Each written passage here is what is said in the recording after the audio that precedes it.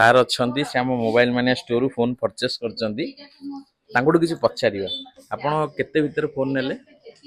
23,000 23,000 ଭିତରେ ସେ phone purchase କରିଛନ୍ତି। ଆପଣ କୋଉଠୁ ଆସିଥିଲେ? ଜାଞ୍ଜିର ମଳର ନାଜିର ମଳରୁ ଆସିଥିଲେ।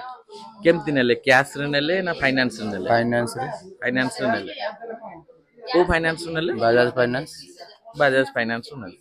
ଫାଇନାନ୍ସ ଆପଣଙ୍କର ଆରାମସେ ହେଇଗଲା ନା କିଛି ଡିଫିକଲ୍ଟ ହେଲା ନାଇଁ ତ? ନାଇଁ ଆରାମସରେ ହେଇଗଲା। ଆରାମସେ ମୋବାଇଲ ମାନେ ଷ୍ଟୋର ହେଇଗଲା। ଆପଣ ଆଉ କୋଉ ଷ୍ଟୋର ଯାଇଥିଲେ ଫାଇନାନ୍ସ କରିବାକୁ ନା ଡାଇରେକ୍ଟ ମୋବାଇଲ ମାନେ ଷ୍ଟୋର ନାଇଁ ଫାଇନାନ୍ସ ନାଇଁ କଲେ? ଡାଇରେକ୍ଟ ମୋବାଇଲ ମାନେ ବସିଥିଲି। ମୋବାଇଲ ମାନେ ଷ୍ଟୋର ଫାଇନାନ୍ସ କଲେ।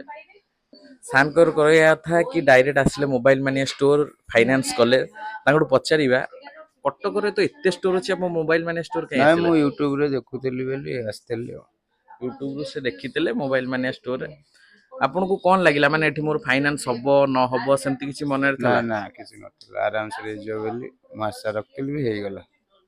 ଆରାମସେ ହେଇଯିବ ବୋଲି ସାରଙ୍କର ମାନେ ସେମିତି କିଛି ନାହିଁ। ସାର୍ ଆରାମସେ ଆସିଲେ ଫାଇନାନ୍ସ କଲେ ଆଉ ସେ ଆମର ୟୁଟ୍ୟୁବ ଇନଷ୍ଟାରୁ ଦେଖିଥିଲେ ଭିଡ଼ିଓ ସେଥିପାଇଁ ଫୋନ୍ ନେଇଛନ୍ତି।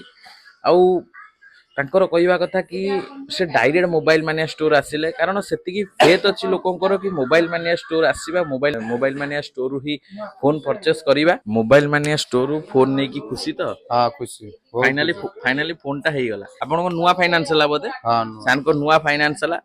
ସାରଙ୍କର ଡାଉଟ୍ ଥିଲା କି ନୂଆ ଫାଇନାନ୍ସ ହଉଛି ଫାଇନାନ୍ସ ହବ ନହବ। ନୂଆ ଫାଇନାନ୍ସ ସେ ପୁରା ନୂଆ ଫ୍ରେଶଲି ଫାଇନାନ୍ସ କରିକି ତାଙ୍କର ଗୋଟେ କାର୍ଡ କରିକି ସେ ଫୋନ୍ ନେଇକି ଯାଇଛନ୍ତି ନା କଣ? ହଁ ଅବିକା ସାରଙ୍କୁ ସ୍କ୍ରାଚ କାର୍ଡ ଦିଆହବ। ସ୍କ୍ରାଚ କାର୍ଡ ଯୋଉଟା ଚାଲିଛି ସେଇଟା ଉଠେଇଲେ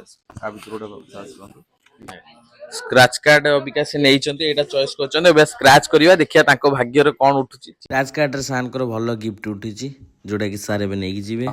ନମସ୍କାର, ଆପଣ ମାନେ ବି ଆସନ୍ତୁ ଏମିତି ଫାଇନାନ୍ସ କରିକି ଫୋନ୍ ନିଅନ୍ତୁ।